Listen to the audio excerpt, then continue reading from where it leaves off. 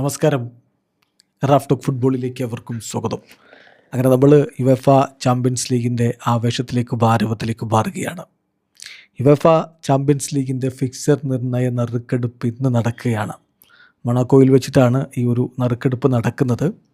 ഇതിൻ്റെ സമയം CET സമയം വൈകിട്ട് 6 മണിക്കാണ്. എന്ന് പറഞ്ഞാൽ ഇന്ത്യൻ സമയം രാത്രി 9:30 ഈ ഒരു ഫിക്സർ നിർണയ നറുക്കെടുപ്പ് ആരംഭിക്കുന്നത്. 36 ടീമുകൾ എന്ന് പറഞ്ഞാൽ ഇന്നലെ പ്ലേ ഓഫ് മത്സരങ്ങൾ പൂർത്തിയായതോടുകൂടി 36 ടീമുകൾ ഇത്തവണത്തെ യുവേഫ ചാമ്പ്യൻസ് ലീഗിന് റെഡിയാണ്. ഓരോ ടീമുകളെയും ഓരോ പോട്ടിലാക്കിയിട്ടുണ്ട്. 4 പോട്ടുകൾ.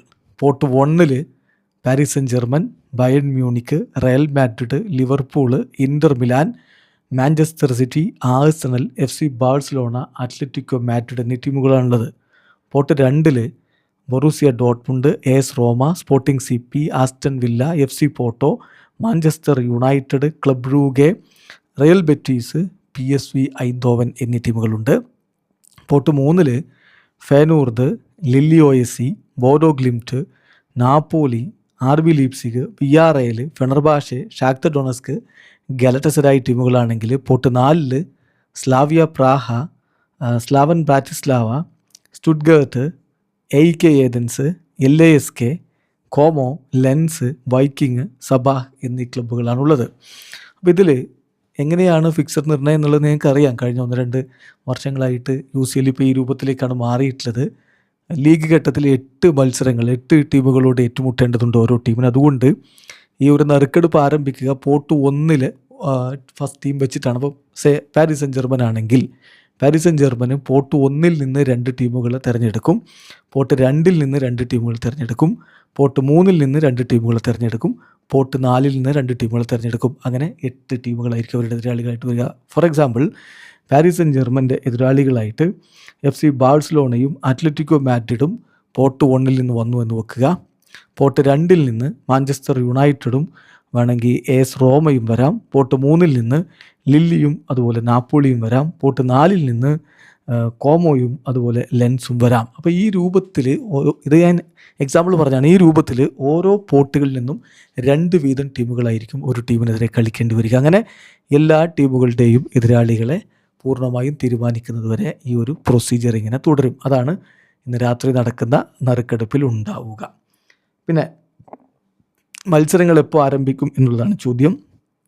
ലീഗ് ഘട്ട മത്സരങ്ങളുടെ മാച്ച് ഡേ 1 സെപ്റ്റംബർ 8 മുതൽ 10 വരെയുള്ള തീയതികളിൽ നടക്കും.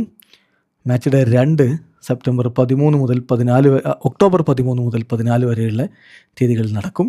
മാച്ച് ഡേ 3 ഒക്ടോബർ 20 മുതൽ 21 വരെ. Match day 4 October 3, 4 match day 4 November 3, 4 തീയതികളിൽ. മാച്ച് ഡേ 5 നവംബർ 24, 25 തീയതികളിൽ. മാച്ച് ഡേ 6 ഡിസംബർ 8, 9 തീയതികളിൽ. മാച്ച് ഡേ 7 2027 ജനുവരി 19, 20 തീയതികളിൽ. മാച്ച് ഡേ 8 2027 ജനുവരി 27. ഇതാണ് ഈ ഒരു ലീഗ് ഘട്ടത്തിലെ ഫിക്സർ വരുന്നത്. ഇനി നോക്കൗട്ട് ഫേസിലേക്ക് കടന്നാൽ നോക്കൗട്ട് ഫേസ് പ്ലേ ഓഫിൻ്റെ ആദ്യഘട്ടം വരുന്നത് ഫെബ്രുവരി 16, 17 തീയതികളിലും രണ്ടാം ഘട്ടം ഫെബ്രുവരി 23, 24 തീയതികളിലുമാണ്. റൗണ്ട് ഓഫ് 16ൻ്റെ ആദ്യ ലെഗ് വരുന്നത് മാർച്ച് 9, 10 തീയതികളിലും രണ്ടാം ലെഗ് വരുന്നത് മാർച്ച് 16, 17 തീയതികളിലുമാണ്. ക്വാർട്ടർ ഫൈനൽ മത്സരങ്ങൾ വരുന്നത് 2027 ഏപ്രിൽ 6, 7 തീയതികളിൽ ആദ്യ ലെഗും ഏപ്രിൽ 13, 14 തീയതികളിൽ രണ്ടാം ലെഗും നടക്കും. സെമി ഫൈനൽ മത്സരങ്ങൾ നടക്കുന്നത് ഏപ്രിൽ 27, 28 തീയതികളിലായിട്ട് ആദ്യ ലെഗും മെയ് 4, 5 തീയതികളിലായിട്ട് രണ്ടാം ലെഗും നടക്കും.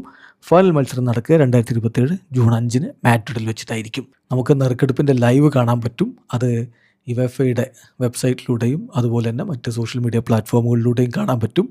അതോടൊപ്പം തന്നെ നമുക്ക് സോണി ലൈവിൽ ഇതിൻ്റെ ലൈവ് സ്ട്രീമിങ്ങും നടക്കുന്നുണ്ട്. വീഡിയോ അവസാനിക്കുന്നു. ഫുട്ബോൾ ലോകത്തെ കൂടുതൽ വിശേഷങ്ങളുമായി റാഫ് ടോക്സ് എത്താം.